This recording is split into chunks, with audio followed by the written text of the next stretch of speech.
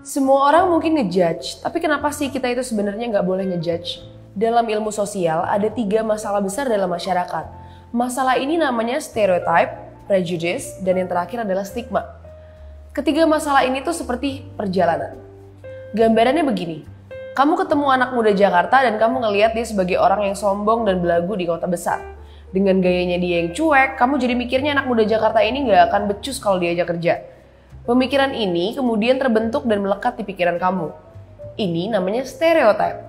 Sampai sini mungkin kamu gak akan ngerasa masalah karena kebencian kamu kerja sama orang Jakarta cuma sebatas ada di dalam kepala aja. Tapi ketika kamu udah ngeliat anak Jakarta yang lain kalau diajak kerja gak bener, kamu mungkin akan kepikiran jangan ajak kerja anak Jakarta. Sekarang kamu udah jadi seorang yang punya prejudice. Kamu memang melakukan tindakan supaya anak Jakarta gak dapetin pekerjaan di tempat kamu bekerja. Ini jelas ngerugiin anak yang mungkin memang serius cari kerja dan bisa kerja dengan baik. Yang terparah adalah ketika kamu udah mencap seseorang sampai kamu minta orang lain atau kantor lain gak nerima orang Jakarta untuk kerja.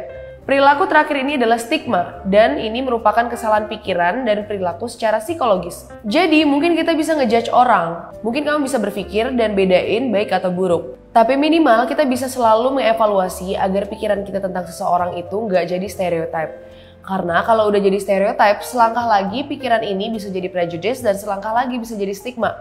Kalau kamu udah punya stigma sama orang lain, hidup kamu jelas udah gak asik lagi. Ya ngejudge orang itu mungkin boleh, tapi jangan jadi stereotype ya. Kamu kan gak mau juga kalau orang ngecap kamu seperti dia yang mencap keburukan atas orang yang mirip sama kamu.